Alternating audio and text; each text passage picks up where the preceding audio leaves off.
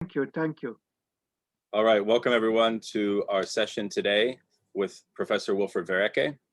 I've known Wilfried for many years now. He's the founder of the forum, the Lacanian Forum in Washington, D.C., where we both reside. He is a Lacanian psychoanalyst. He's a former student of Jacques Lacan in Paris many years ago. Originally from Belgium, Professor Ver Eecke is also a professor at Georgetown University in Washington, D.C., where he specializes in Hegel.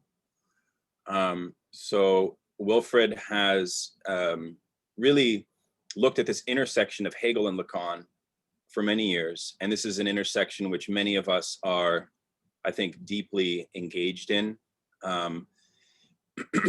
As a philosophical kind of interlocutor to the Lacanian field, Hegel's the most difficult to master, precisely how Lacan is utilizing Hegel. But in today's talk, Wilfried's actually going to be examining some of the early Lacan, particularly the case of Aimé, the case which made Lacan, gave him his name, so to speak, which was based on his dissertation. And so we had you all read a section from Hegel's Phenomenology of Spirit on what's called the law of the heart.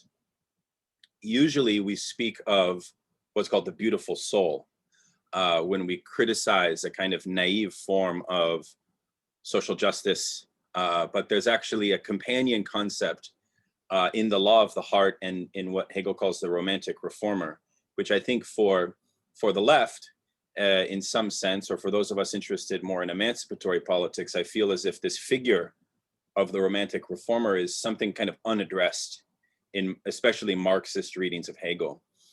Although I would say when we speak of the romantic reformer, we should also be careful precisely how we are speaking of it. And we're going to learn today how Lacan incorporated this concept into his elementary idea of paranoia and of psychosis. So Wilfried's talk is based on a book that's recently come out called Breaking Through Schizophrenia, Lacan and Hegel for Talk Therapy. This is an important book, in my opinion, because what he's trying to do here is center talk therapy in a time in which psychoanalysis and the psychoanalytic method is becoming marginalized by neuroscience, by cognitive behavioral therapy and other orientations. So Wilfried is proposing that psychoanalysis remains a viable and significant form of treating psychosis.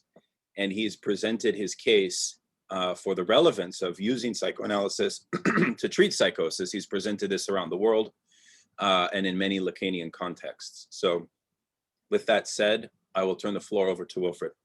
Thank you all for being here. Thank you very much. My presentation about schizophrenia is the opposite of the official position of the American Psychiatric Association, as written down in DSM 5th edition. That is the latest edition. Paranoia is described as genetic and physiological, period. There is some evidence for increased prevalence of paranoid personality disorder in relatives of probants with schizophrenia and for a more specific familiar relationship with delusional disorder persecutory type. With reference to schizophrenia, it's even more strong. About schizophrenia, the American Psychiatric Association's latest book says genetic and physiological.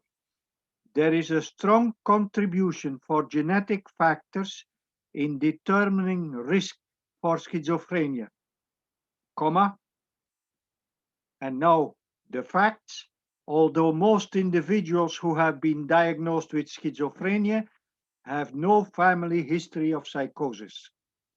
So they believe, but they are honest and they give the fact, and the facts contradict their beliefs. Lacan went to Hegel, where Hegel presented a theory that paranoia is the result of a defective position of the mind. Hence, Hegel is presenting the idea that paranoia is not biological, is not hereditary. It is a form of psychological deficiency. Hegel's analysis concerning the heart's attitude towards the law and is aptly labeled by Howard Keynes as the analysis of the moral sentimentalist. This passage in Hegel's Phenomenology has three parts, not all of which are distinguished or even noticed by its many commentators. The first section sketches the hope that the human heart and the law can be reconciled. The second describes the disappointment about the failure of that reconciliation. The last section describes the desperate attempt to overcome that disappointment. Common sense labels, some of which are used by Hegel himself for these three moments in Hegel's analysis, might be enlightening. The first moment, the hope, could be called the conviction of the romantic reformer or the moral sentimentalist. The second moment, the disappointment of the heart in its inability to reconcile itself with the law, can be called craziness. The third moment, the desperate attempt to overcome the heart's disappointment with the law, can be called paranoia. Hegel's thesis in my reconstruction is that a sentimental attitude towards the problem that the human law presents leads, by way of disappointment, necessarily to paranoid aggression. Bailey, the translator of the Phenomenology, claims that this entire passage is concerned with moral sentimentalism. He calls that attitude the mode of all times that appeared in Hegel's time as the Romantic school. Maybe a comment. Around 1700, Western Europe started to believe in reason. Reason has the characteristic that I, thinking a thought, am able to think a valid thought for everybody. Romanticism puts emotions within that context, and the romantic reformer believes that his heart is the same as the heart of everybody, that what his heart wishes, the heart of everybody else must wish. So Hegel's analysis of romanticism is explicitly positioning the attitude towards emotions in the Romantic period within the context of the Enlightenment adoration of reason. The most important representative of the school was Rousseau, and the perfect literary example of it is Goethe's Werther. Jean Hippolyte, an important commentator on Hegel, cites Schiller's The Robbers as a literary work of Hegel's time, containing a literary representation of the ironic logic to which a romantic reformer can be pushed. According to Hippolyte, Hegel did nothing more than articulate philosophically what Schiller represented artistically. So the idea is that art is the original form of insight.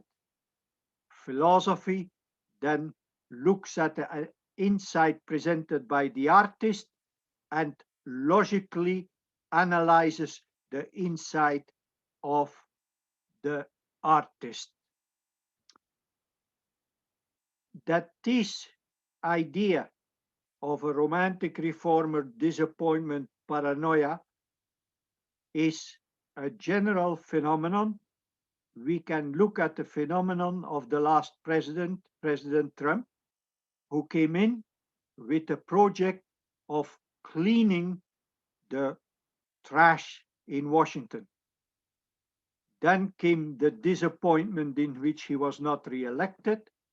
Then followed the paranoid attack against everybody. So the triple following of grandiose project of reforming society, disappointment and paranoia is present even among American presidents. Lacan's novel theory of paranoia can be reconstructed by reversing the logic of Hegel's passage of the law of the heart. Whereas Hegel starts with a utopian project which causes a failure leading in turn to paranoiac aggression, Lacan starts with paranoiac aggression and goes back to a failure grounded in the need for a utopia. More concretely, Lacan explains the aggressive act of a paranoid person as the reaction to a previous failure. The paranoid failed in the attempt to deal with an unacceptable aggression by means of some project that would serve a utopian function. Without transition, Lacan puts forward the thesis that for these people, the father abused the law he presented to his children. Thus, while Hegel starts with a naive conception of the law and ends with a paranoid strategy, Lacan begins with a paranoid patient and explains her behavior by the defective representation of the law by the father. For both Hegel and Lacan, the transition between the defective attitude toward the law and the paranoid strategy is not direct. For both, there is an in-between period, the disappointment. For Hegel, the disappointment is necessary.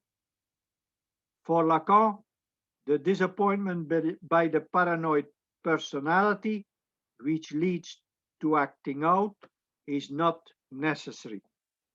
To avoid the disappointment and the acting out, it is necessary for society to provide a local community in which the utopian dreams of the paranoid personality are given a symbolic structure.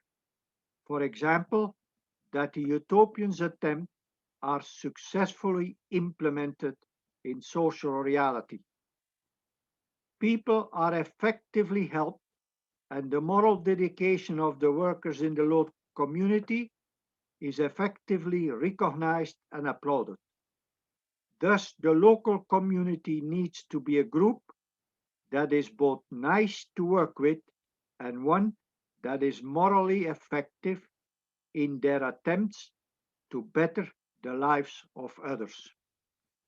Thus, for a city to create volunteer job opportunities that is warm and successful is a way to avoid the development towards paranoia of the romantic reformer.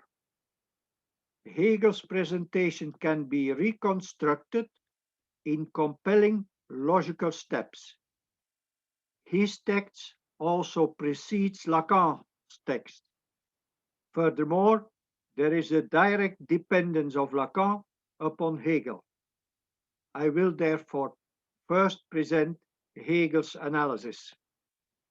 In my application, I question whether the psychic effort of the romantic reformer does not also have a positive function. Indeed, the romantic reformer creates certain psychic conditions that allow him or her to articulate or imagine a future in which aggression is used to transform society in a better place.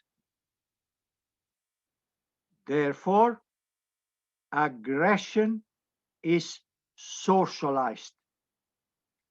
It is true that the transformation of the romantic reformer into a paranoid person increases the possibility of homicides.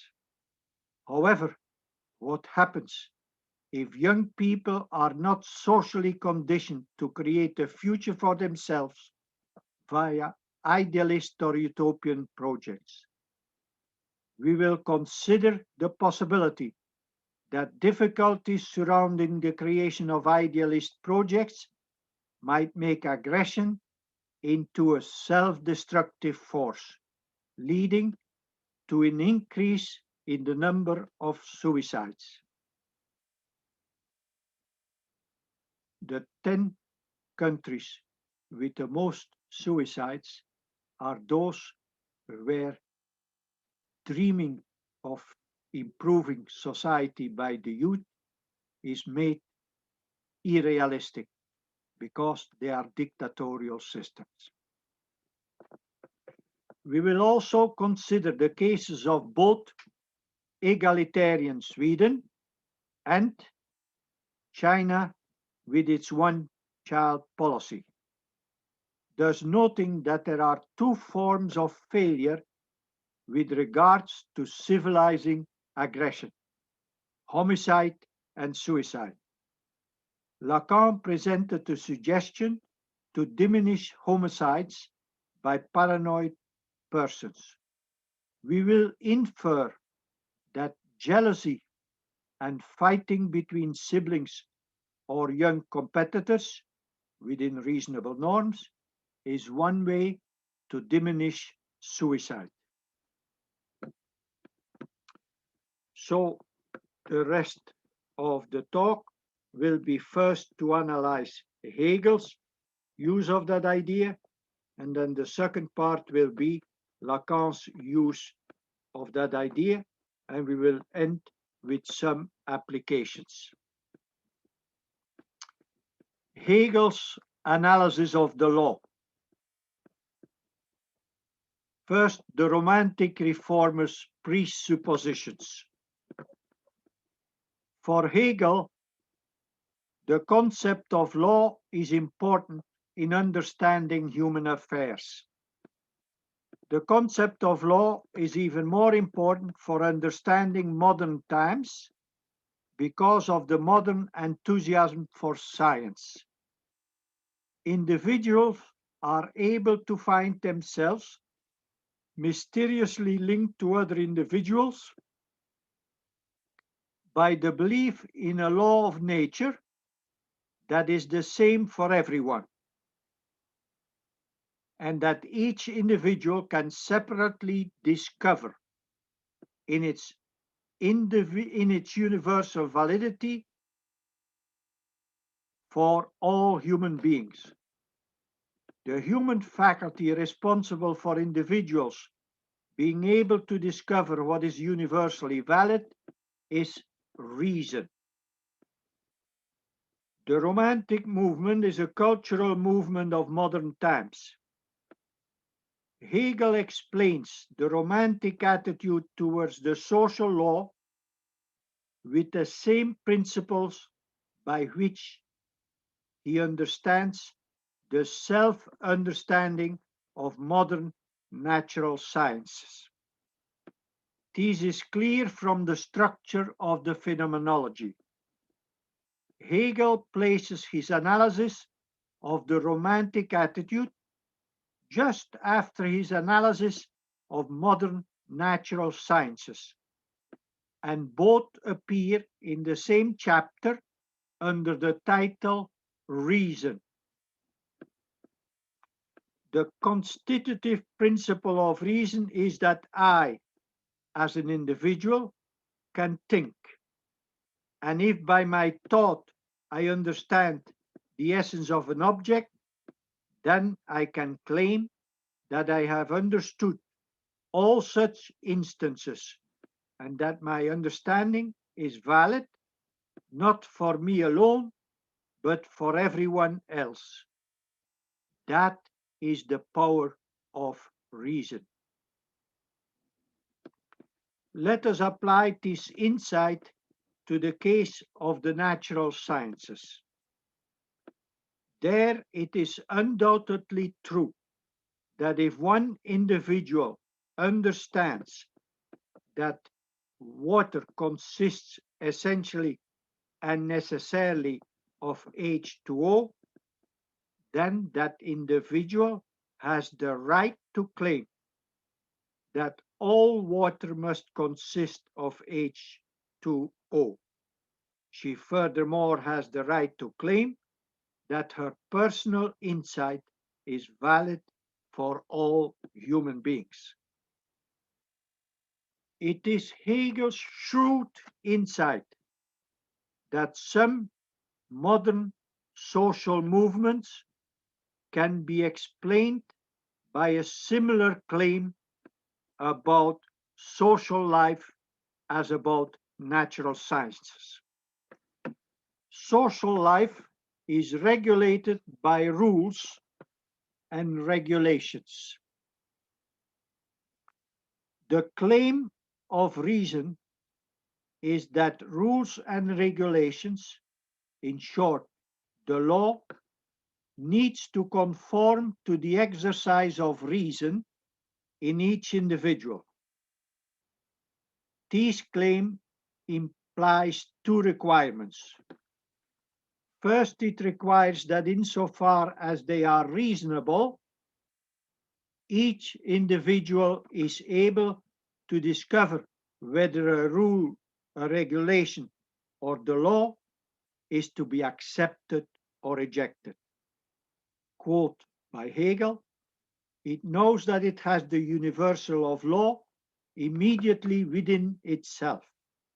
And because the law is immediately present in the being for self of consciousness, it is called the law of the heart. Second, it requires that what one individual considers desirable will also be experienced as desirable by all others.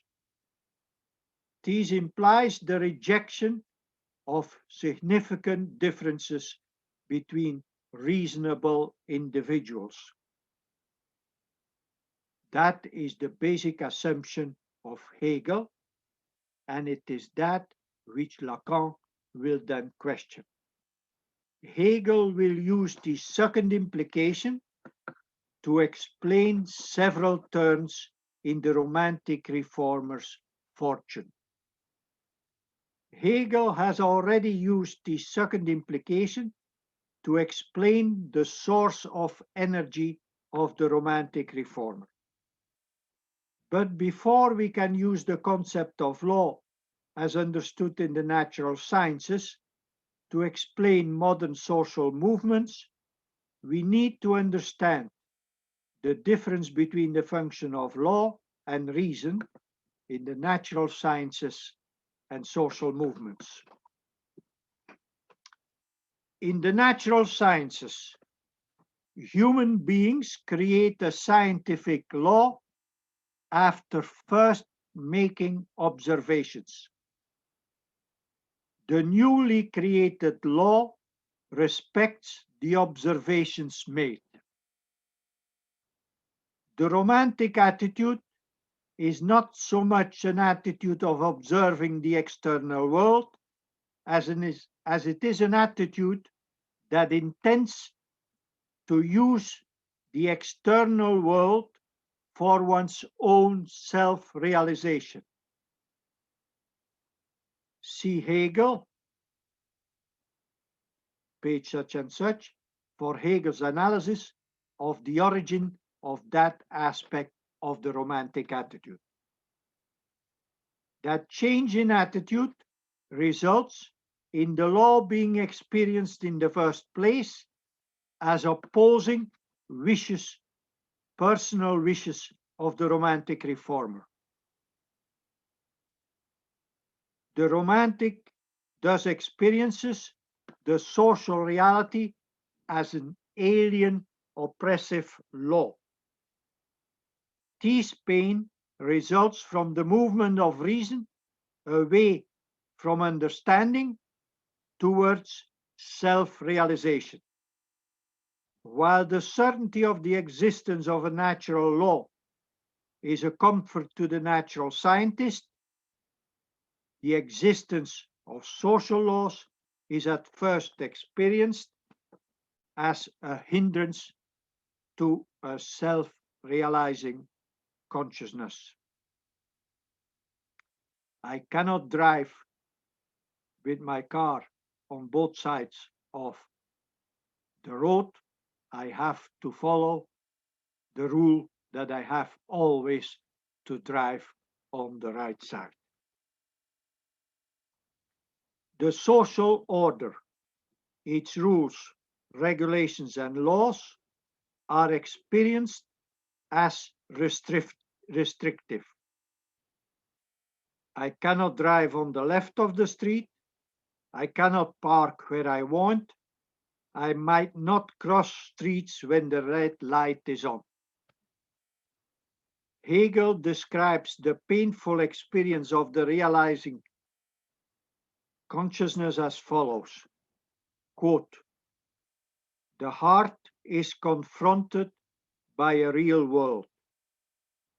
This reality is therefore, on the one hand, a law by which the particular individuality is oppressed, a violent ordering of the world which contradicts the law of the heart. And on the other hand, a humanity suffering under that ordering, a humanity that does not follow the law of the heart, but is subjected to an alien necessity." We could describe the experience of African Americans under those kinds of arguments by Hegel. The reality is an alien necessity restricting us. The self-realizing consciousness, faced with such a hostile social world, could feel crushed. However, the self-realizing consciousness as social reformer gathers an enormous amount of energy from its identification with the position of reason. It benefits from the assumed likeness of all individuals in a similar position. If the social reality causes me pain, needless pain, then it is certainly causing pain to all individuals. The social reformer's own suffering under the law is immediately experienced as co-suffering. Quote, "With a humanity suffering under that ordering, a humanity which does not follow the law of the heart, but is subjected to an alien necessity. Quote by Hegel. When the romantic reformer encounters a rule or a law that does not fit his own heart, he makes a project of transforming that reality, that law, because he is a self-realizing consciousness. In that project, he can also rely on a belief that is typical for reason. The transformation of the law according to the wishes of his heart will be an improvement on the law and be applauded by the hearts of all others. I point out, this is a narcissistic motive. He will be applauded. Therefore, his charge against the existing law and his attempt to change it is seen as a project that will improve the world for everyone. Consequently, when the romantic reformer attempts to change the law into what her heart wishes it to be, she possesses the certainty that she will do a favor to her fellow human beings. That is the moral motive. Let us pay close attention to the possible sources of energy of the romantic reformer. We can distinguish between a personal and a social motive.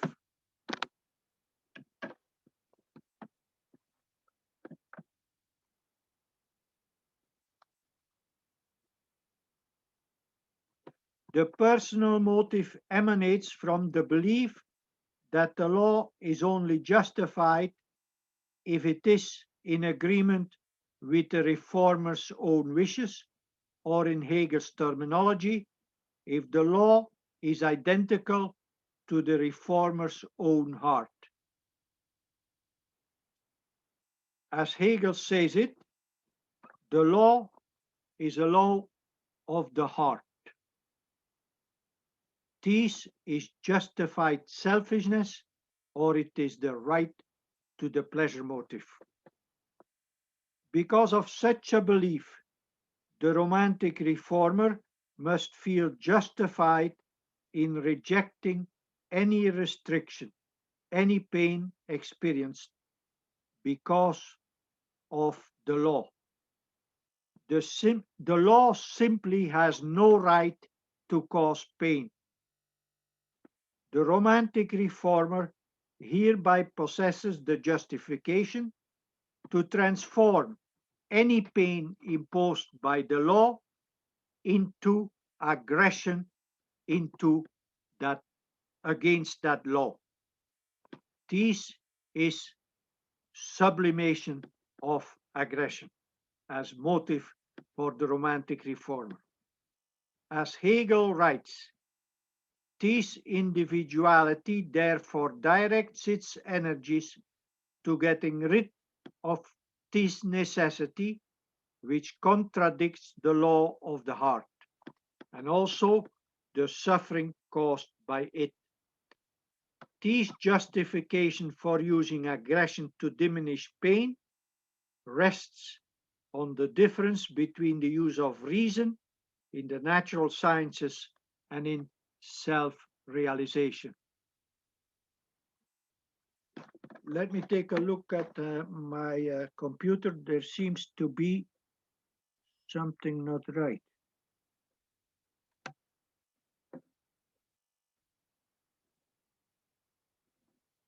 Do you see me enough? Yes. Okay. How a particular individual, for example, Rousseau, comes to feel that way about the law is a purely psychological problem not addressed by Hegel. How such an individual becomes the voice of his age rather than a shunted outcast is a question of cultural sociology or cultural philosophy, for which there are implicit answers in Hegel, but no explicit ones. The social motive for the romantic reformer is that she has the absolute psychological certainty that others feel the same about the law. Let us analyze the 2 points about which the romantic reformer has absolute certainty. Here, the identity between reason in natural science and reason in societal experience is fruitful. The first point is that I am equal to other human beings in having the absolute right to demand that the law cause no pain or that the law be identical to my wishes to my heart. Quote of Hegel, its pleasure is at the same time the universal pleasure of all hearts. This certainty guarantees that the social reformer will not be alone in wanting to transform his pain into justified aggression. This creates the motive of group support. The second point is that the social reformer thinks that all others, having the same wishes she has, or metaphorically having hearts that are identical to her own, must object to the pain caused by the law in the social order for the same reason. Thus, the social reformer who takes the responsibility of changing the existing law that causes her and others pain must feel that he takes charge of what she, but also others want. This is the leadership motive in the romantic reformer. She must therefore feel that she performs a desirable task for all others. That is the altruistic motive. The romantic reformer must therefore see herself as a Robin Hood for all mankind in promoting the welfare of mankind. That introduces for the reformer the expectation of gratitude. She thus sees before her a guaranteed narcissistic recognition of her own excellence. Quote of Hegel, it is the earnestness of a high purpose which seeks its pleasure in displaying the excellence of its true nature. The romantic reformer is certain that her goodness towards the whole of mankind will inevitably be recognized by everyone. The energy of the romantic reformer can thus be deduced from her double certainty. She is certain that the law should be there for her pleasure, and she is also certain that her pleasure is equal to the pleasure of others. Quote of Hegel, what it realizes is itself the law, and its pleasure is at the same time the universal pleasure of all hearts. This double certainty of the romantic reformer is similar to the double claim of reason in natural sciences. I personally can understand natural laws, and my personal understanding is identical with and thus valid for the understanding by all others. That was the first part on Hegel's analysis of the law of the heart. Second part, transformation of the law and its meaning, disappointment in the extreme. The romantic reformer's experience of making the law conform to its own heart.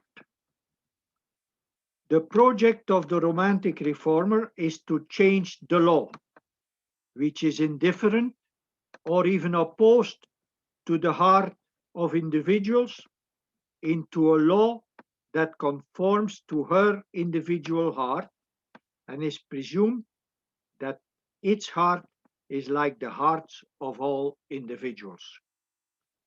The romantic reformer must therefore propose a new ordinance, a new law that is to replace the old law.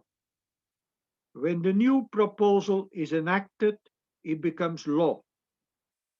But a characteristic of enacted law is that it is impersonal. An essential characteristic of the heart is that it insists on being treated for its own sake and in terms of its individuality. An objective way in which this difference manifests itself is that the law tends to be unchangeable, whereas the heart is alive and constantly changes its desires. So, the successful romantic reformer discovers that her intended project becomes something other than what she intended. She discovers that her very project in succeeding fails. Quote of Hegel, the law of the heart, through its very realization, ceases to be a law of the heart. Nevertheless, something has been achieved. The new law is not equal to the old law. It cannot be treated as an alien law which has to be changed. The new law is the product of the romantic reformer and is thus her law. The romantic reformer has thus irrevocably gotten involved in the law. Quote by Hegel, what he brings about is merely the entanglement of himself in the actual ordinance, an entanglement in it, moreover, not as a superior power which is only alien to him, but one which is hostile. End of quote. The romantic reformer, because of her successful opposition to the old law, discovers that she is the originator of a new product, the new law, in which she cannot recognize herself. Worse, the romantic reformer discovers that she is the originator of a product that has two characteristics. On the one hand, the new law is an essential aspiration of her consciousness. On the other hand, it is an unacceptable product. The romantic reformer now experiences opposition not to an alien law, but to a law she created. The romantic reformer thus finds herself opposed to her own essential identity as reformer and thus maker of law. In this way, the romantic reformer becomes divided against herself. The sole reason for this turn of event is the romantic reformer's misunderstanding of the law. The romantic reformer understands the legitimate function of the law to be nothing but the expression of the individual heart. It is, however, the function of the law to be universal and thus impersonal. The law allows for this misunderstanding because the law, in its universality, elevates some particular determination to law. The illusion of the romantic reformer consists in the belief that a particular content is all there is in the law. The romantic reformer does not understand that a particular content of the law is represented as universal and thus impersonal. Next section, the romantic reformer's experience of her expected role as savior of mankind. It is the reformer's hope that replacing the content of the law with a new content, borrowed from the personal wishes of the romantic reformer herself, will lead to her reconciliation with the new law and also the reconciliation of all human beings with that same law. Thus the romantic reformer sees herself as an instrument of reconciliation for the law for all people. The romantic reformer's method does not address the form of the law, but only the content of the law. That oversight leads to her first negative experience. With reference to the content of the law, the romantic reformer is certain that replacing the existing content with different and better content will solve the alienating function of the law. She further believes that all she needs to do is replace the current content of the law with content in line with her own heart's wishes. She believes this because she is subjectively convinced that there is no difference between her heart and the hearts of all other people. However, in making her preferences the law of the land, the romantic reformer experienced opposition and dissatisfaction with this new law by many others. She thus discovers that she was mistaken in the belief that her wishes were universal. By making her personal preferences law, the romantic reformer does not liberate other people. Rather, she imposes her wishes on them. The others now discover three reasons for opposing the romantic reformer.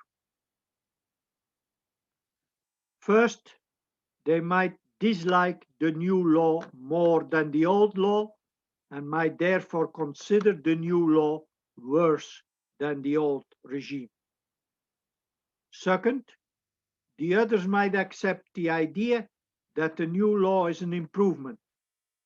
But if the others have the same conviction as the romantic reformer, they cannot be satisfied with improvement.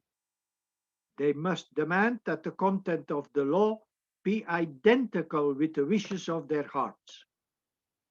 The romantic reformer chose the content of the new law based on her own preferences. Others might have different preferences and might therefore want to see a slightly different content become law. Others might oppose the romantic reformer because they see that she imposes her own preferences on them. Quote by Hegel, others do not find in this content the fulfillment of the law of their hearts, but rather that of someone else. And precisely in accordance with the universal law that each shall find in what is law his own heart, they must turn the reality he set up, just as he turned against theirs. End of quote. Third, there might be a subtler reason for others' disappointment in the legal reform of the romantic reformer.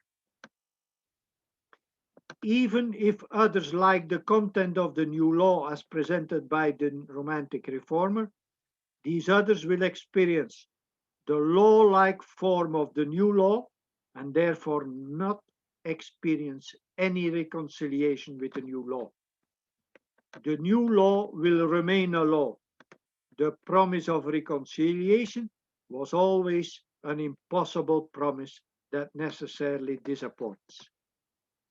I take Hegel to concentrate on the second reason for others to oppose the successful romantic reformer. The romantic reformer incorporates her preferences into the new law and naively expects that everyone else will feel reconciled with the new law, as she falsely believes that her heart is the norm for all hearts. Quote of Hegel, the deed is supposed to have immediately the status of a universal, that is to say, it is in truth something particular and has merely the form of universality. The particular content of the heart as such is supposed to have the status of a universal. End of quote. The romantic reformer actually believes that in imposing her preferences on others, she would be loved by them for bringing about the reconciliation with the law. Instead, the others are fully justified in opposing the romantic reformer because she uses the force of law to impose her preferences on them. Two things now happen to the romantic reformer. First, instead of a cold law that opposes her heart's wishes, she now has to deal with warm bodies that oppose her reform movement. Quote of Hegel, thus, just as the individual at first finds only the rigid law, now he finds the hearts of man themselves opposed to his excellent intentions and detestable. End of quote. Second, instead of being a messiah, she finds herself recast as an enemy of the people. Quote of Hegel, he finds the heart of man themselves opposed to his excellent intentions detestable. End of quote. These two experiences alienate the romantic reformer from other human beings. She is alienated from other human beings inasmuch as they themselves are entangled in the law. Next part on Hegel, the total experience of the romantic reformer. The romantic reformer becomes entangled in a contradictory experience of the law and is rejected by her co-citizens. This latter experience will force the romantic reformer to become a lonely, isolated figure. Hegel seems to consider this experience to be a result and thus concentrates his analysis upon the contradictory experience of the law. For Hegel, the law transcends the individual and thus demands from the individual a commitment of surrender. The law as universal is an objective reality that is able to give existence to individual life. The romantic reformer does not understand that it is unable to accept the transcendence of the law. This deficiency in the romantic reformer's understanding is responsible for her contradictory experience of the law and thus of herself. On the one hand, the romantic reformer feels and understands that the law is so important that she can make the enactment of a proper law the essence of her existence. On the other hand, the romantic reformer does not understand the transcendence of the law and furthermore cannot tolerate the distance between the transcendent law and her heart. The romantic reformer must therefore experience any law, even the law she enacted, as contrary to her deepest aspirations. The romantic reformer is thus a consciousness that experiences the law as both its own essence and the denial of its essence. The romantic reformer has these two experiences in two distinct time periods. At first, time separates these two distinct experiences. However, consciousness is time consciousness. Time is therefore not capable of permanently separating the two contradictory experiences of the law. When the romantic reformer realizes that it aims at the law as its essence, while it considers any law necessarily as a denial of its essence, then the romantic reformer has the experience of its own essential contradiction. Hegel calls the experience of this essential contradiction alternatively perversion or craziness of this form of consciousness. Last part on Hegel, the romantic reformer's attempt to deal with her own experienced craziness. What is left for the romantic reformer who experiences her own craziness Well, such a consciousness needs to avoid its own self-destruction. However, as it is in fact crazy, it can succeed only by some process of denial. It must read its own craziness as something other than what it is. The romantic reformer is a consciousness that structurally sees no difference between itself and others. It is therefore natural that it discovers and projects its own perversion and craziness onto others.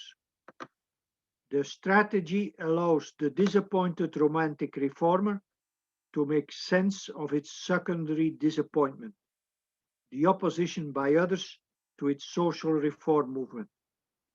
It also allows her to express her opinion about the law. The disappointed social reformer now becomes a person who accuses her opponents as being perverts, who use a perverted law for their own interests. In turn, this perverted law deprives millions of the happiness that a pervert law would be able to bring to the masses who now suffer in misery. The romantic reformer hereby preserves in her own eyes her essential goodness and her narcissistic goal of being a savior to the suffering masses. Her goodness and the happiness of the masses still rests on her faulty understanding of the function of the law. Public law should be the expression of the individual's wishes. Only now does the romantic reformer need to replace her noble project of legal reform with paranoid accusations against her opponents. This is Hegel's psychological explanation of the psychological origin of paranoia, not her inheritance, not genetics. I am now ready to go to the second part, unless you want to take 5 minutes break or ask some questions. I have a comment, if I may. Yes, okay. A couple clarifying questions I think might help situate precisely this very strange idea in the phenomenology. And I'll tell you why I think it's very interesting. But so, okay. The context of the situation after the French Revolution was itself an achievement which Hegel celebrated, and the specific milieu of the culture he was inhabiting was itself almost the very ground of this critique that he's offering, because some of what you're saying almost sounds very much different than the dialectic of master-slave, where the operation of the law, of the slave's treatment, of the abolition of the law of the master, is not necessarily criticized in this similar way. So there's a kind of presupposition that the social framework in which we're speaking of this actor is not conditioned to the same servitude of the master-slave stage. It's a higher stage, but it's still an inadequate stage. Like Goethe's utopian dream, where the inner emotional logic can function homologous to science, right, is inadequate for Hegel, right? So what I'm asking is it helpful for us conceptually to think of the stage of consciousness as well as the stage of the social as precisely this stage that Hegel himself was in when he was writing the Phenomenology, from this very refined moment in a certain sense, right? You see my point, Wilfried. Does this make sense, what I'm suggesting to you? Is he gone? There he is. You're muted.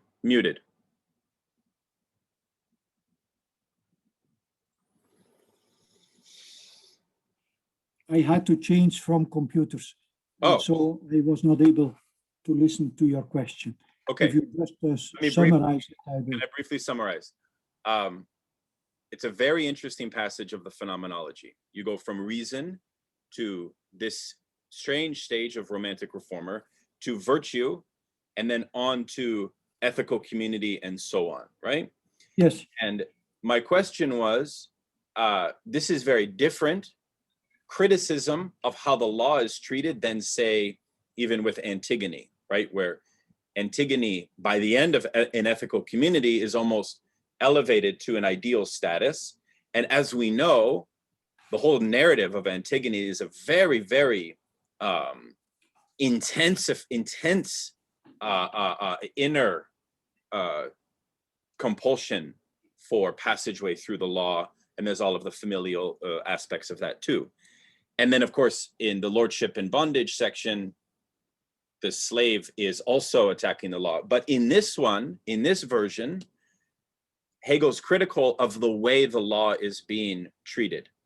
Okay, so my question is simply, is it helpful to give this social context of this passage on the critique of romantic reformer and law of the heart, an analysis which is centered in the kind of German romantic period in which Hegel was finding himself in immediately following the revolution, like this kind of quasi-utopian romantic social order where Goethe's proposal and even Rousseau's proposal was perceived by Hegel as inadequate.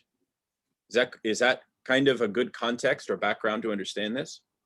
Yeah, that is certainly a very good context, because he refers himself to the robbers of Schiller as the basis by which he came to that insight of the romantic reformers passage.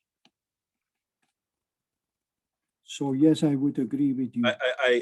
It's one of these strange critiques of the Enlightenment, almost like in Lacan's pointing out that Diderot's insight in Rameau's nephew is like a very similar insight to this very specific stage of consciousness where you have a kind of false utopia in some sense.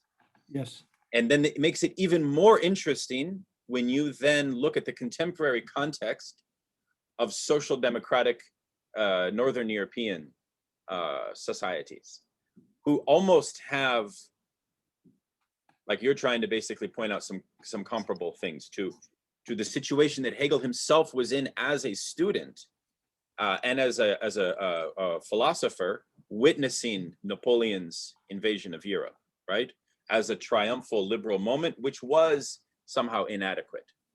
So anyways, I just think that's, I don't know if anybody else wants to jump in. You bring up Sweden, and I will at the end say something very disturbing, that because of the success of equality in Sweden, the young Swedes have no real justification to socialize their aggression into dreaming of transformation.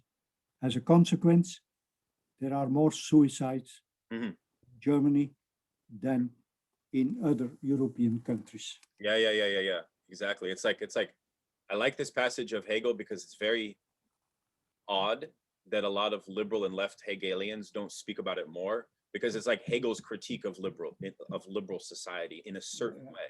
Anyways, go ahead, Frank.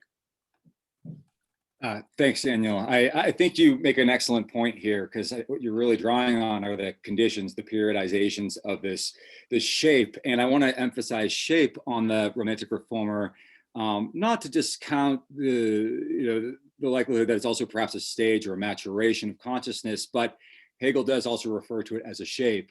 And that, I think, allows us to maybe shift the frame analytically to, well, what are the conditions, right, that are shaping this figure? And I think you're addressing a lot about the material conditions of this period in time as well. I think we should keep in mind too, right, Kant's moral philosophy, which Hegel shares with Schiller on this.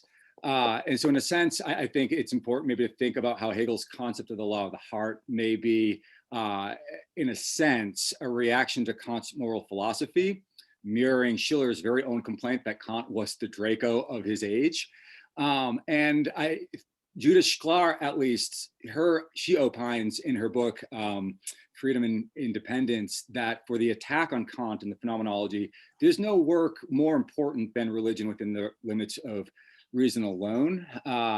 And so I think what I'm really getting at here is to add to the conditions of what gives shape to a sort of romantic reformer is a specific kind of juridical ideology of which, right, Kant really was pushing for with his own moral philosophy. That's all I want to say.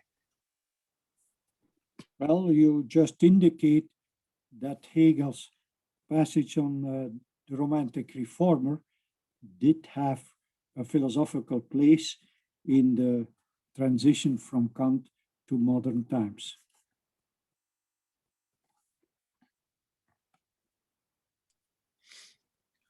Sure. So we can take a brief coffee break, bathroom break, and come back in a couple minutes, unless anyone would like to jump in with any questions and even questions of clarification would be more than welcome.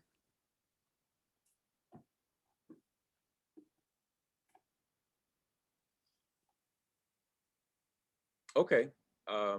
Shall we say right now it's 10 after? Let's come back in 2-3 minutes. Okay. Okay? 2-3 minutes. Very good. I'll put it on pause. So Lacan's theory of paranoia, which is built on Hegel's passage of the law of the heart. Lacan was a psychiatrist.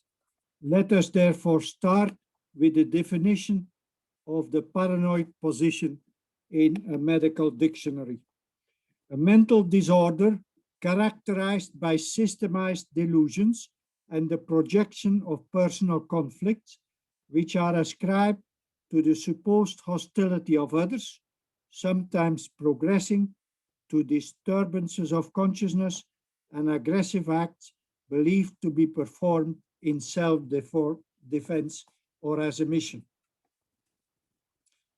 This definition incorporates one step from Hegel's passage on the law of the heart. The paranoiac, like the romantic reformer at the end of the dialectic, accuses others of their own failure. Let us see how Lacan's analysis of the paranoia introduces several additional steps which we can find in Hegel's analysis of the law of the heart.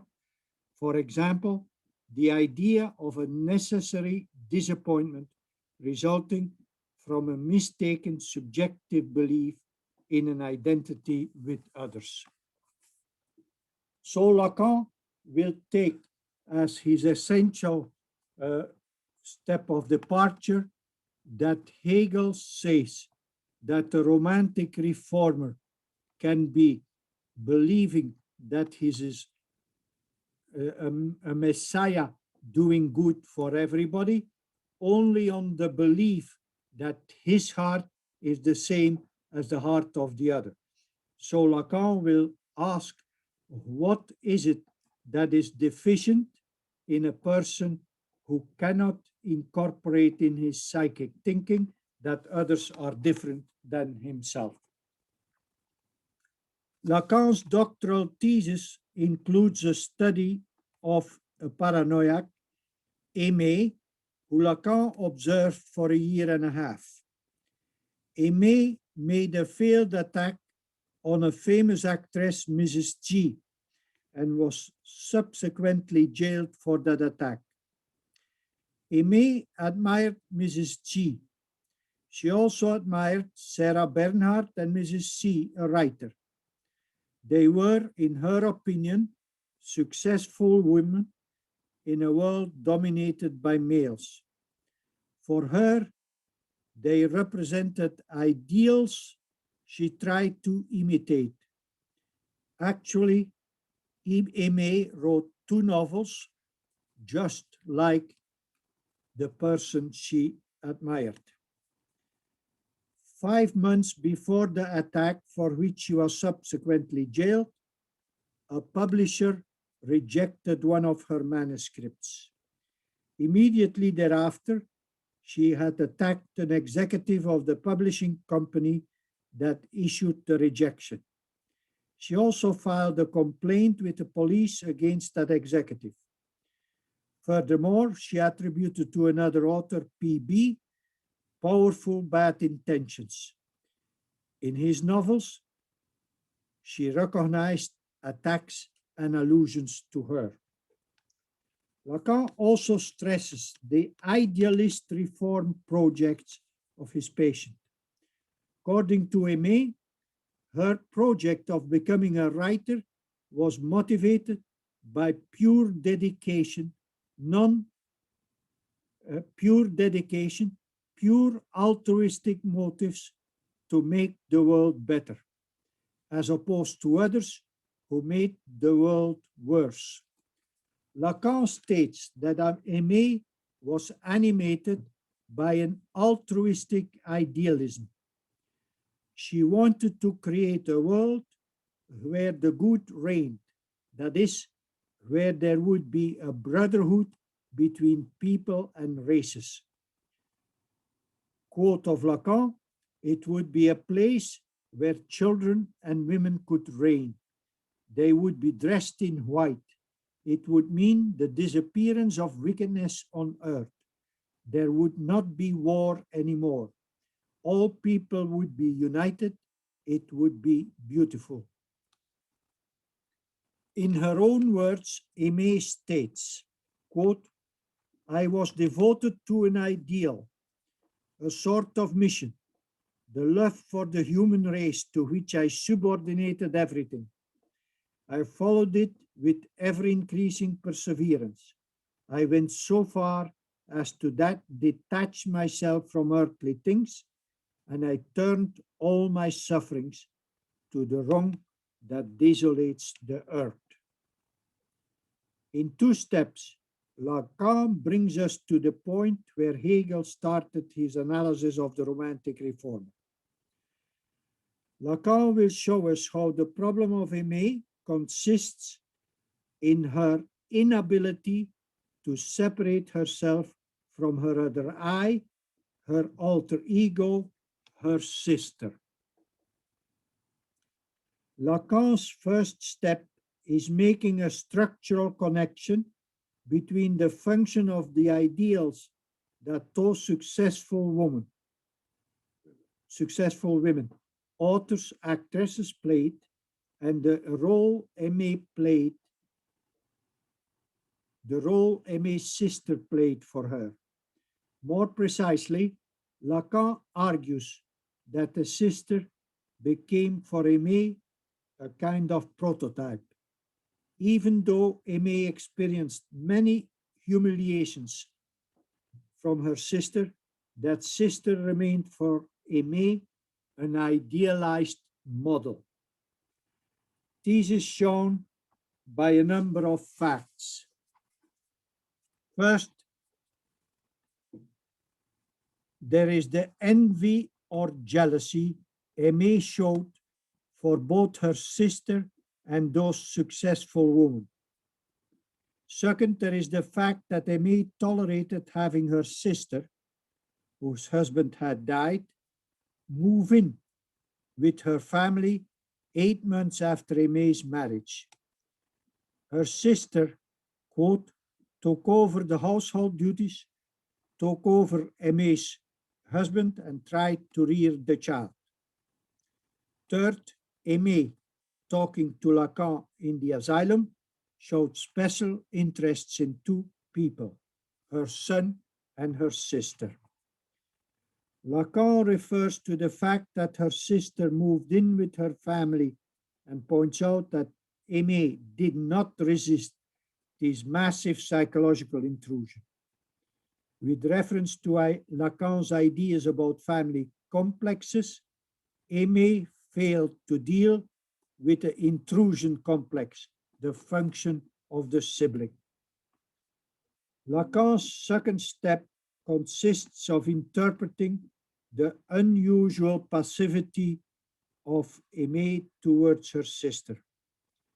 Aimée, according to Lacan, was not up to her own ideal.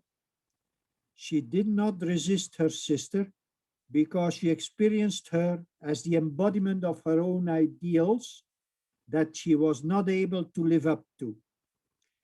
Furthermore, in the interviews with Lacan, Aimée gave no indication that she was angry with her sister. Lacan's theoretical move consists in showing how an exaggerated imaginary identification with the alter ego, the other who is the same, the sibling, inevitably leads to paranoia. Among siblings, one observes normally two moments.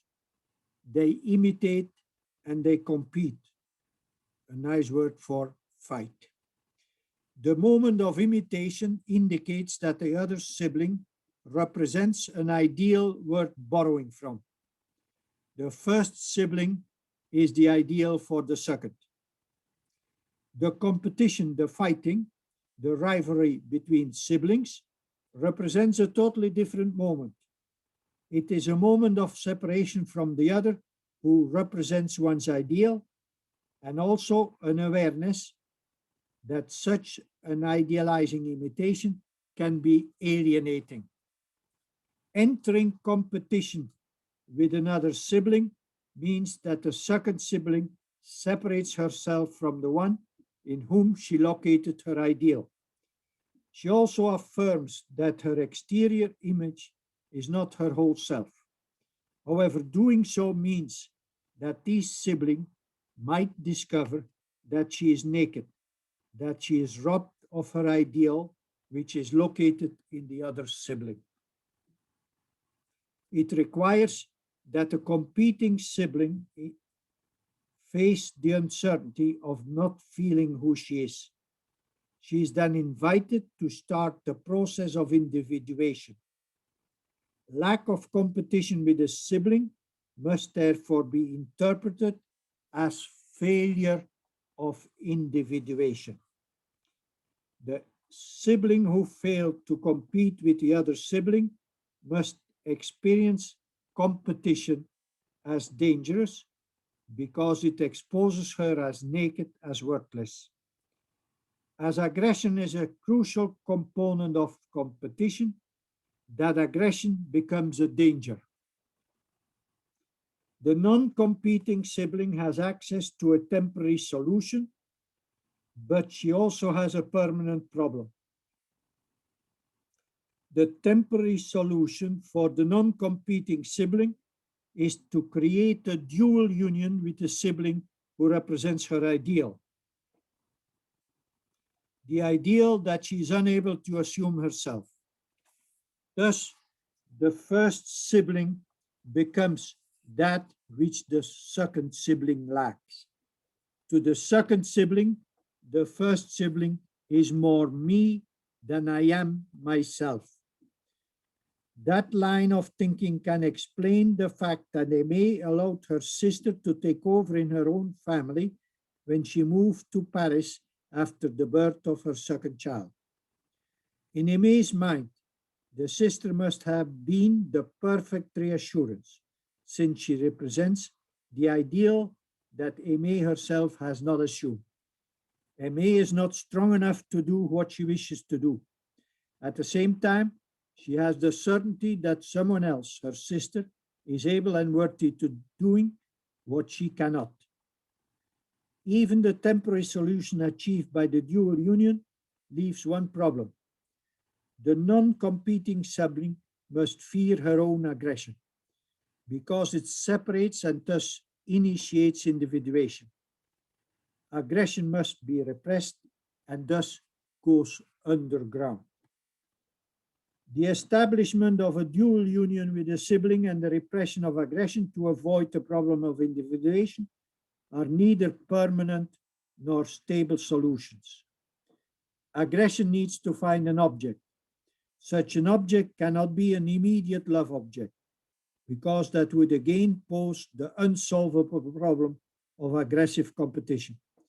Instead, the paranoid start a process of rationalizing by creating an illusionary utopian world without competition.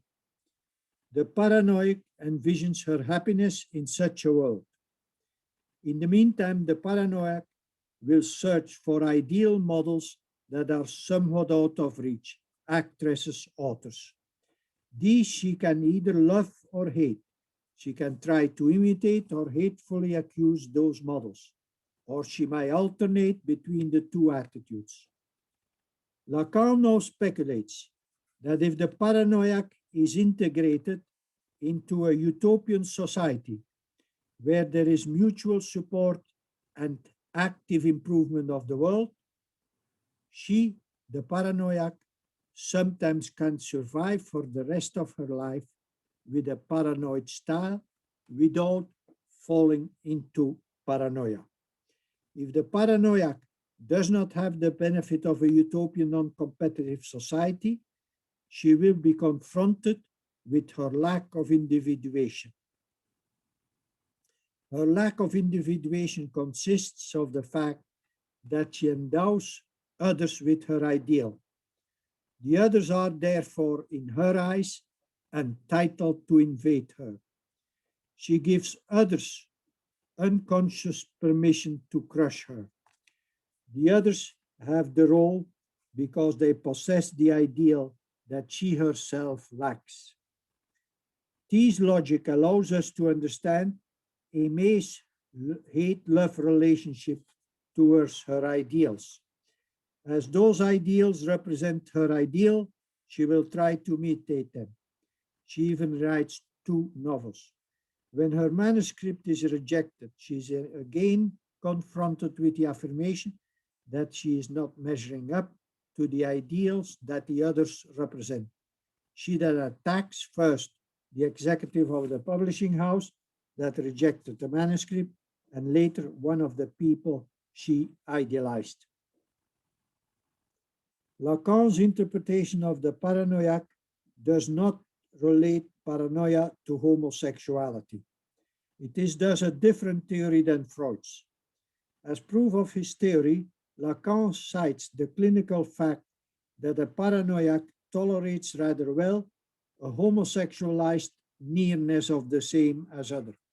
Indeed, Aimé tolerates well the nearness of her sister. The presence of such another as same has even salutary effects. There is, of course, a generally recognized homosexual component in the paranoia, which Lacan points to as being the consequence, not the cause of the entire affair. The paranoia experiences the principle of sexual difference as creating disorder in human relations. Therefore, the paranoia retreats to an asexual ego image, rather than being an attempt to actually have homosexual relations with another. It's a denial of sexual difference. Lacan has some comments about the role of the father, which are not fully related to his structural interpretation of the paranoia. Lacan observes that the father is not absent in the psychic life of the paranoia. Rather, the father is massively present. But in his massive presence, he is radically ambivalent. On the one hand, he is a helpful, positive presence. On the other hand, he is a threatening, destructive presence. The father is a positive presence in the psychic structure of the paranoia, which is a structure that is pretty chaotic, as he is the only figure that is stable. He is also idealized as omnipotent. All other symbolic authority figures are considered hypocritic, corrupt, incompetent, power-hungry, and ridiculous. They demonstrate their incompetence in corruption, prostitution, and torturing of others. Notwithstanding his positive structuring presence, the paranoia experienced the father as negative. He is considered a tyrant because in the name of the law, he abuses the law. In what sense does he abuse the law? He abuses the law in that he tries to impose on the child a law to which he himself does not submit. Thus, the child experiences the law imposed by the father as arbitrary. The defense that a child can develop against the imposition of such an arbitrary law is either to oppose and refuse the law or behave as a victim who executes blindly the orders that he or she does not understand. When he introduces something of the Oedipal structure to explain the origin of paranoia, Lacan points to the function of the father in his role as mediator of the law. It's not immediately clear how that function is responsible for the failure of imaginary identification with a sibling. To make the connection, one would have to understand how the defective relation to the law explains one's defective relation to others. Hegel's analysis of romantic reformer does just that. Hegel's analysis posits that a misunderstanding of the law at the same time is a misunderstanding of the relation between oneself and others. Hegel makes even the misunderstanding of the function of the law primordial. If we were to accept Hegel's analysis, one could have to take the failed relation to the law as the crucial failure of the paranoia. One would then have to deduce the failed relation to one's ideals, with siblings, and with sexuality as a result. Conclusion. Both Hegel and Lacan observed that the psychic structure of the paranoid person includes an inability to feel that other people are different. Both note that the paranoid person at some point has a utopian dream of transforming society for the better. They both also observe the explosion of aggression at some point in the paranoid person. Hegel, benefiting from Schiller's artistic description of Karl Moore, a paranoiac, is able to provide a dialectic connection between these different features in the life story of the paranoiac. Lacan is able to go a step further because he explores the life of a real paranoiac by analyzing one point in her childhood. Indeed, whereas children normally identify and thus idealize a sibling, and also fight with siblings, Aimée, Lacan's paranoid patient, only identified and idealized her sister. Lacan then points out that fighting with an idealized sibling is a risky business because it creates a separation of one's own ideal projected onto that sibling.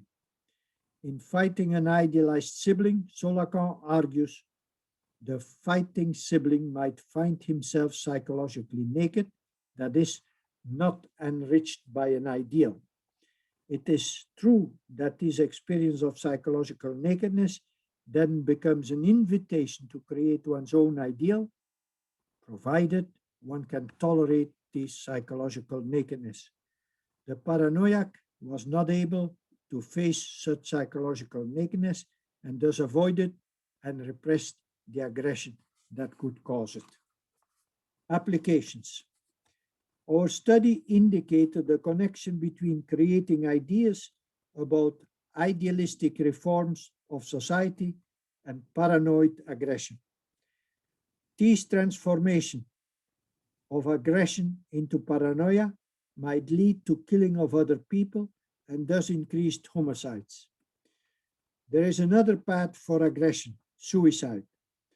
Let us analyze the phenomenon of suicide rates in Sweden and China as these cases relate to our study.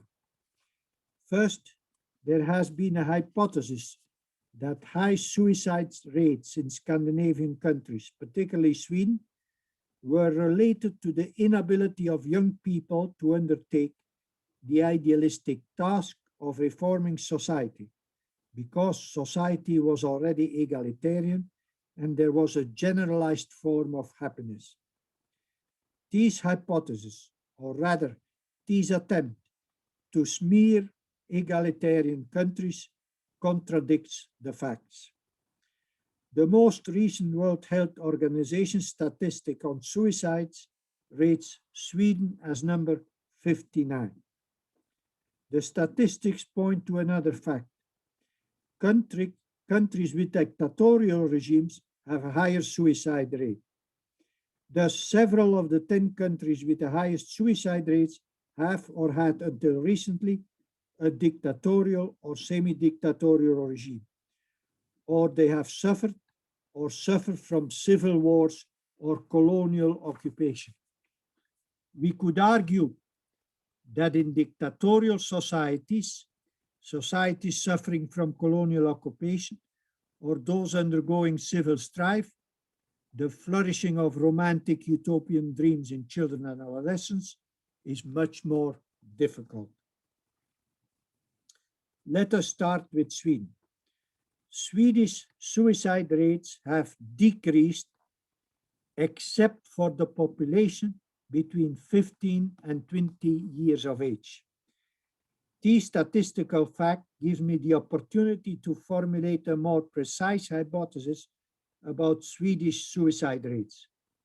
Indeed, creating idealistic or romantic reform ideas as a way to give oneself a place in the world is a task not so much for middle-aged or elderly people, but young people. Swedish young people need to find some way other than idealistic social reform combined with paranoia to deal with aggression. The diminished possibility for taking the path of romantic social reform combined with paranoia might explain two facts in Sweden. First, it can explain a substantial lower homicide statistic. Second, it can explain a higher suicide rate among its youth. Having a lower homicide statistic is a good thing. But what can be done in egalitarian societies to diminish the suicide statistics of young people? My article suggests two possibilities. First, discuss ideas, even idealistic ideas for improving society. Second, provide even young children with the opportunity to express aggression against siblings or other children in a civilized way. These two suggestions allow children and thus later adults to develop strategies to direct aggression away from the self and hopefully toward constructive tasks in society. The second, these facts about Sweden are very concerning, in as much as succeeding in creating a more ideal society has the negative effect of higher suicide rates among the young people. My second application concerns the high suicide rate among the youth in China. An often cited explanation for these rates is the pressure to perform well in school. However, a top specialist on Chinese suicide connects the high rate of suicide among Chinese young people to the one-child policy. Lacan's theory might provide a plausible hypothesis for the connection between a rising suicide rate and a one-child policy. Lacan points out that children who have siblings are involved in a challenging and complicated interpersonal learning process, a process of which only children are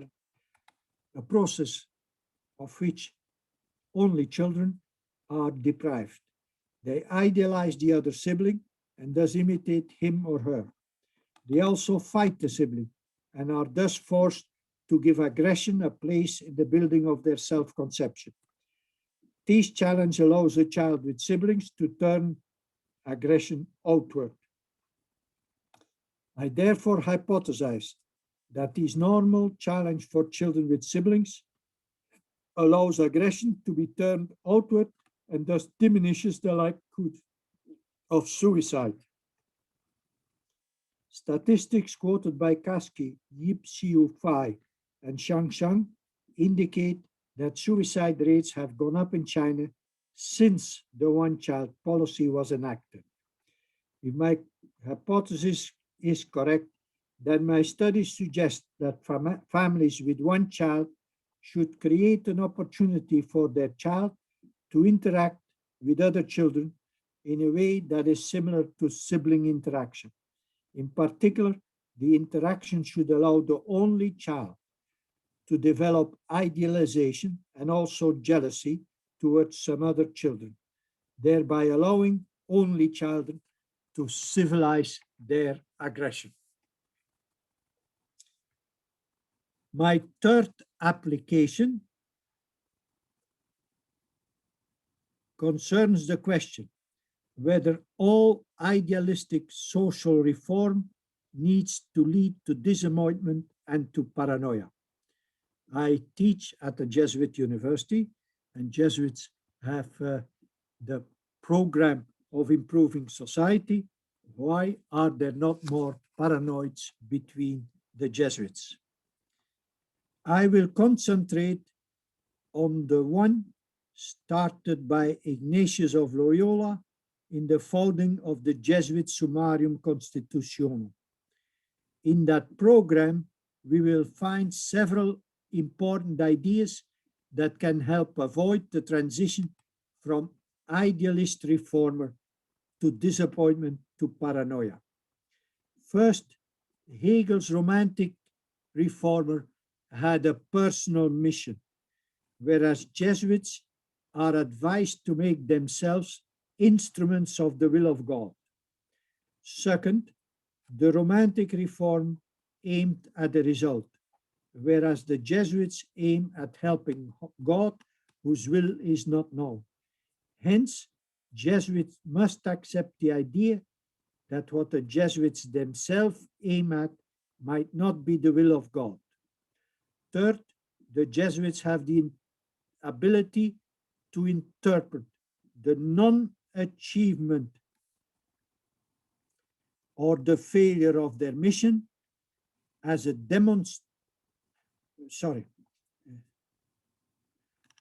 the Jesuits have the ability to interpret the non-achievement of their goals as something other than disappointment. It can be experienced as the will of God. Hence, Jesuits need not feel that failure in their mission is a demonstration of their insanity in the way Hegel's romantic reformer experienced her failure. Consequently, experiencing failure in their mission need not push Jesuits to paranoia. We can thus conclude that it is the narcissistic dimension of the romantic reformer's effort that produced a psychic process leading to disappointment and then to paranoia. These are the implications. And when I explain one particular idea, namely that it is healthy for young siblings to fight with other siblings, but of course it should be the task of parents to keep it within civilized norms, many mothers smile. Any questions? Excellent presentation, Wilfried. Thank you for this. Great pleasure. Really, let me just kick things off with a couple comments and maybe just in the spirit to invoke others as well. So I gather a few things, and I want to say, it sounds like in the last example of the Jesuits, you are maybe suggesting, and I wanted to ask you if you agree with this, if Lacan's claim that the big other does not exist, that there is no big other, how do you understand this proposal in light of what I hear you saying also, which is that a social community which affirms a transcendent law, in this case, will of God, etc., as the case of the Jesuits, how then do you then understand this maxim of the inexistence of the big other? If, in your reading of Hegel, it seems that the romantic reformer errs in thinking that the law has a flimsy transcendental status, or ultimately it is the law of the heart which supervenes on the transcendental status of the law, and that's kind of an error, so to speak. Yeah, there's a misrecognition. Okay, so I'm wondering, can we stay true to Lacan in this way by also interpreting his elusive statement of the inexistent status of the big other? That's my first question. All right. The romantic reformer does not understand the transcendence of the law, but that transcendence is connected with the law and is not connected with a big other. The romantic reformer does not understand that the law as written has characteristics that transcend the individual who even wanted and who even was writing that law. So that is the limited meaning of transcendence. Now, the big other in Lacan is a word that could be interpreted in many ways. One way, the big other could naturally be God, but sometimes Lacan with the big other indicates the symbolic system, meaning the social conditions and so on. And with the big other does not exist, the symbolic system as such itself is not an absolute phenomenon. So that is how I would interpret that. But the phenomenon is that Jesuits are able to distance themselves from their romantic reform attitude. That is, I might have made a mistake. I might not have interpreted my project, whereas the romantic reformer has no mediating thing. It is so identified with its romantic reform project that it and that project are totally identified. Mm-hmm. Mm-hmm. And it is the breaking of that identification that allows the Jesuits to be part of romantic movements, but not having suicidal ideas if their movement is not working. Mm-hmm. Mm-hmm. Mm-hmm. It's an invitation for the Jesuits to do more thinking. Mm-hmm. Maybe I did not understand the will of God. What should be the will of God in this situation? Mm-hmm. That's helpful. I have other comments and questions, but I don't want to hog the floor. So I welcome you all to just jump in with questions or comments. You can just jump in. Feel free. Because I think I hope everyone's clear on the case of Aimé. It's a very important case study. Lacan spent many years on this case. And I think Wilfried did not mention, but Aimé, in a paradoxical sense, I always like this detail about Aimé. She achieved her desired end of becoming famous through the acts of the aggressive murders, because the literati establishment in Paris went out and read her novels, you see, because Lacan made her famous. So it's like a strange, not achievement, but it's an interesting dynamic as well. And I guess, Wilfried, when you're analyzing the way the law of the father works for Aimé, this is different, right, than the Schreber foreclosure of the name of the father. Is that right? It's a different. Yes, yes, yes. So it's not a foreclosure of the law of the father. It's a misrepresentation of the function of the father. Mm-hmm. And the relation to the law by the father is that of hypocrisy. The father imposes it on the children, but does not do it himself. As a consequence, the law is fake. Yeah. But the law is there, but as fake law. Luis, please. Yes, this might be a silly question, but I want to know how would you interpret this as we talk about the Jesuits? They're a part of the Catholic universe, right? And the reformer, of course, is the Christian universe.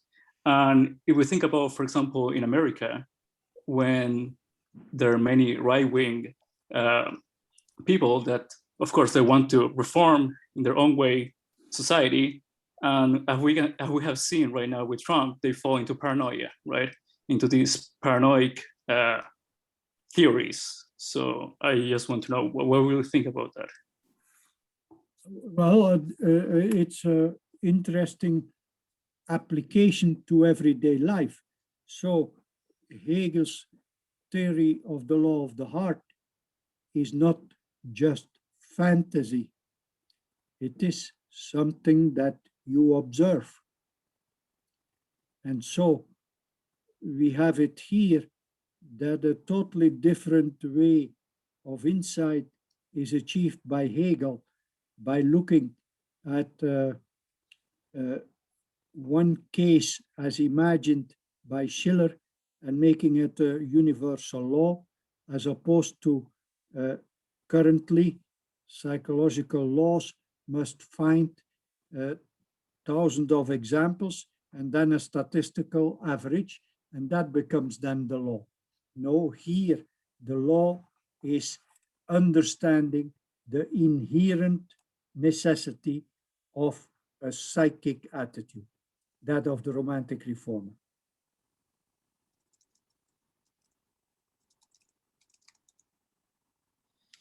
Mm-hmm. It's interesting the status of the concept of utopia as a non-contradictory imaginary that's necessary for the paranoiac. And I think it's interesting to think of the way in which in the United States, because it's not an egalitarian society, it's one of profound inequality and competition, you lack, or the society lacks that kind of utopian outlet. Yet, nonetheless, we have paranoiac politics as a predominant form, right? So I wonder how we might theorize this or think about this absence of utopianism, or maybe even in the American context, how utopian is even invoked in a certain sense. I know that it varies by political community. It's interesting, by the way, the most prominent Marxist philosopher, Ernst Bloch, who wrote exclusively on utopia, actually wrote his book with them in the United States as a meditation, in some sense, on the United States context. And the same, I think, also with Tocqueville when he's writing about American civil society. So in a weird sense,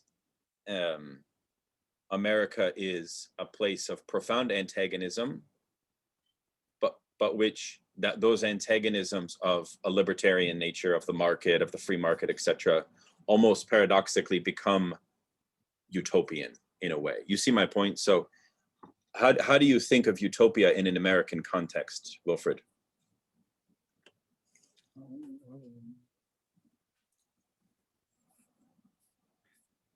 Well, I have another idea that I might first explain, and then let me, in the meantime, think about your question. But if you have a patient who is paranoid, like, let us take the example that the paranoid believes that there are other people undermining his good project. Suppose that you listen and then you give convincing arguments that others do not oppose his project. What can you expect the result of your argument to be to the paranoid? Will he be happy? Will he be grateful? No. You will have destroyed his way of thinking, whereby he can avoid the feeling that he's crazy. So you cannot contradict the opinion of a paranoid. You have to let them talk, and hopefully they themselves then correct their visions. But if you undermine their paranoia, you destroy the solution that they have created to avoid the feeling that they are crazy.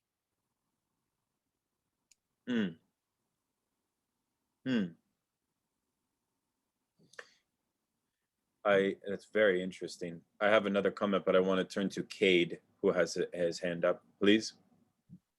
Hi, thanks for your presentation. I had a question a little bit. It's kind of like acknowledging the figure of the romantic reformer and the sort of impasses there, especially regarding utopia and competition. It was sort of some contradicting, I guess, thoughts in the structure of paranoia in general, maybe starting with even, I think Freud has some comments where he relates the construction of his theorization as being somewhat in a paranoid mode, or sees a similarity between them. I think in several of the Écrits, Lacan talks about a sort of paranoid structure to knowledge. And I'm kind of wondering if we could speculate as like maybe an obverse of the, the Lacanianism that, even a jealous husband who, even if his wife is cheating on him, his jealousy is still pathological. If maybe there's an obverse of that, there's a line from a popular song that comes to mind sometimes where it's like, just because you're paranoid, don't mean they're not after you. Like, especially in the era that we live in, with maybe these are overdetermined signifiers of like Epstein or the Panama Papers, where there are certain large scale edifices that the analysis thereof would seem, the theorization of that, to produce something of the paranoiac. Where, and I don't know, this maybe even seem like something like Badiou's critique of Marx's analysis of capital, but something like, Marx's analysis of capital as this totalizing structure also does have something of the paranoiac to it. Like, is there something still to that form, like beyond the figure of the romantic reformer, that's still interactable with? So is your question, does romantic reform ideas make any contribution? Is that the essence of your question? No, it would be more like there's one or two people I'm thinking of who even try to pass an idea of like critical paranoia, or it would be like a maybe a partial interaction with the paranoiac in order to produce theorization beyond the figure of the romantic reformer, where those sort of impasses of competition and utopia are taken into account and aren't necessarily the basis for it. Is there still a potential for maybe an interaction with maybe even something like totalizing structure, like that you can see in either Freud or Marx's general theories as well? So Hegel's solution himself is the next step in his phenomenology. He says you basically have to accept that you cannot recreate society. But in order to satisfy romantic reformers, you can say that you can be successful in pulling society a little bit to your side. And you have to be able to be satisfied in that little pulling society in your own direction. But you must then also accept that others will be pulling it in their own direction. And so the development of society is then the path by which the pulling on all sides leads, because for some reason, for instance, the influence of the ideas of Marx, or the threat of communism, because in Western Europe, more and more people voted for the Communist Party, society changes in a certain direction. And Hegel then has the great advantage to show that his idea that in society, nobody or practically nobody is satisfied with all the rules and everybody pulls in all kinds of directions. Hegel is then able to say that the status quo of a society is dynamic. If you do not pull on your side, others will pull on their side. And that allows Hegel in his next section on the phenomenology to show how the presence of romantic reformers, provided that they become humble, leads to the ability to say that society is a dynamic phenomenon. Thanks. I was wondering if we could also maybe track that with a kind of transition from like a Robespierre sort of freedom through terror to something like a I think Schiller has something like freedom through like the influence of like a beautiful construction or something like that, more like influencing the points of others. Well, terror can be an element of the program of the social reformer.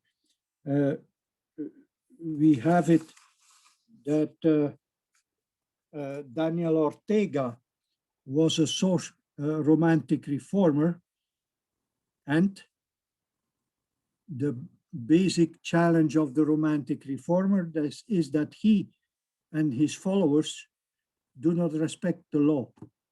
So when they become successful like Daniel Ortega, how can you expect that Daniel Ortega and their followers will follow the law? And we see that they do not do so. And so you have here the phenomenon that a terrorist thing could be an element in changing society, because Ortega for some time improved the country where he was a leader, but it led towards a dictatorship again. So terror has a place, but it is a dangerous place. Thank you. Isn't the whole Leninist project, which saw the dialectical movement of what the proletariat failed to understand in the Paris Commune, through Lenin's refinement of Marx's notion of dictatorship of the proletariat, it's almost in a certain way a theory, and even in Trotskyism, you see this even more refined than in Leninism, I would say, precisely because Trotskyism is a Marxist theory within the context of advanced bourgeois democracy, whereas Leninism is maybe not as much, right? Especially because Trotsky was so influential on liberal intellectuals, right? It's in that sense that almost you think of Marxism as having already to solve the riddle of the romantic reformer. It has to be implicit, which is why the dictatorship of the proletariat means that there will be a slippery and clumsy seizure of power for which you have to think the necessary negation of yourself as a collective in the next movement. So you're sort of adding a rational kernel at the end of the first failure in a certain way. So I don't even know if you can call that Marxist theory still romantic reformer, because it seems to me as if it's gone beyond it. I don't know if others agree with that.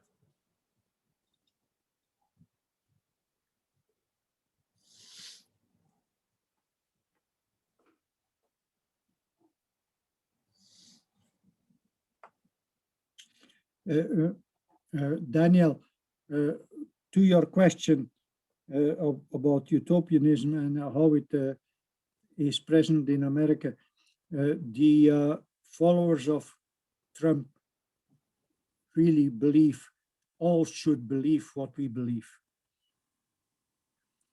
And the big correction to utopianists is if they can listen to the ideas of others. Mm-hmm. Yeah.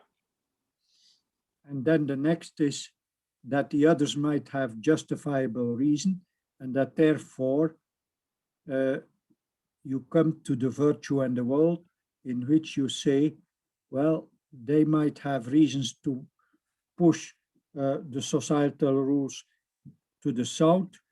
I like to push them to the north. Let us see where we can have little agreements. Yeah. It's also interesting to think about this theory that you have apropos Sweden and the social democratic semi-egalitarian societies in Europe in the context of global climate change, because, you know, the Greta Thunberg young lady emerges from these egalitarian spaces. Yes, yes. But the fact that she's not weighed down by the profound inequities of an American situation almost enables her to have a more coherent critique, a more rationalist critique of this external antagonism of climate change. So anyways, it's a possible thesis. In other words, climate change itself disrupts any possibility of a semblance of, okay, you know, even Sweden now has this interminable antagonism that it must, that in some sense in your model, because what you're saying is that a minimal site of aggressivity is necessary for any social order, right? Yes. So in some sense for you, if you want to, to think it generationally, then youth can properly sublimate this in a way. So if you like, I can read the 10 countries with the highest suicide rates. The first is Lithuania, just after its release from the Soviet Union. Then the Russian Federation, then Guyana, then Belarus, then the Democratic Republic of Korea after its separation of the North during the time that it had dictatorial systems, leaders, Kazakhstan, and then Ukraine. So that are the countries with the highest suicide rate. Mm. You find that in my book, page 140, footnote 15. And it's statistics from the World Health Organization. Mm. Yeah.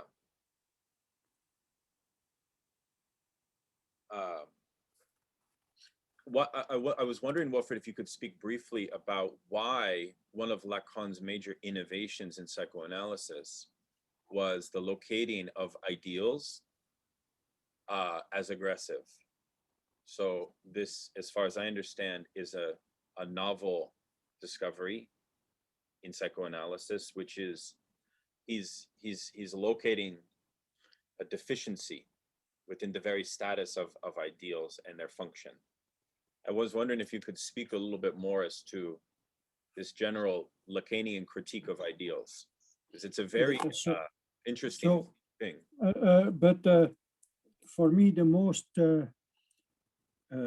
challenging idea is that aggression mobilized by ideals is a civilized way of cultivating aggression. And that when that cultivation of aggression does not occur, there are higher suicide rates. So the Lacanian idea is that ideals which are in education presented to growing up students as pure ideals must mobilize aggression, and that is not often talked about.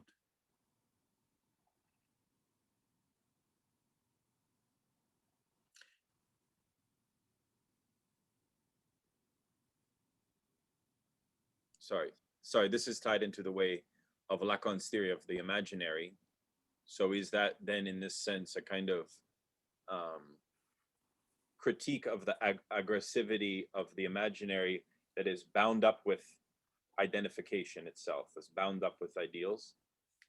Well, Lacan is never, Lacan has shown the great impact of the imaginary, but Lacan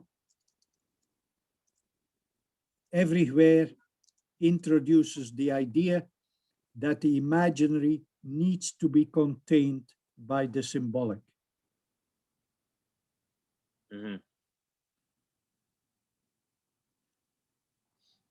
Now, these containments mean that you have to mobilize a certain aggression against the projects of the imaginary, which as projects must involve appeal to aggression. If you just look at the speeches of Trump, he certainly not only encourages, but he praises aggression for his followers. Mm-hmm. How do you theorize sublimation in the third movement? Because I know that for Hegel, sublimation is different than it is for Lacan, because sublimation is coming out of the Freudian theory of sublimation. So the sublimation that I see as a solution to the law of the heart is that the persons continue to accept that they have romantic reform ideas, but they introduce the humility that others are different and are going to push in other directions. And therefore, that they might have only some minor contribution to changes in society. Mm. So it's the idea of humility as opposed to the grandiosity of the romantic reform. Mm-hmm. Very interesting. Okay, Luis, go. Yeah. So I was. Can I see your face? Can I see your face? Yeah, Louis? sure. Hi. Good. So I was thinking this at the beginning of your talk, but I was saving this idea.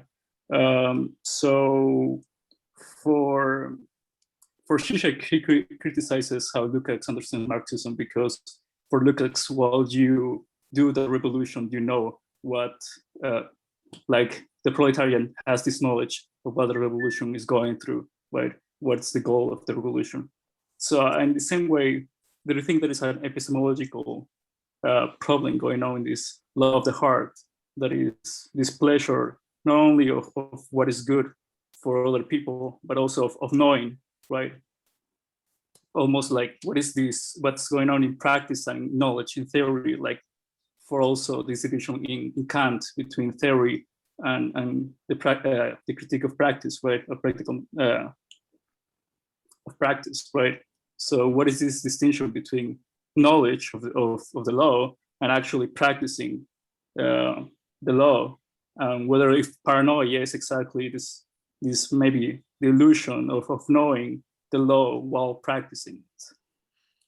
Well, Hegel in his passage on the law of the heart is pointing out that the reform movements are based on a project that is the experience of the romantic reformer, him or herself, and that the lack of knowledge is several. One, the realization of a dream is necessarily less than the dream. But number two, your dream is your dream, and others might have different dreams. And that are the two deficiencies in the knowledge of the romantic reformer.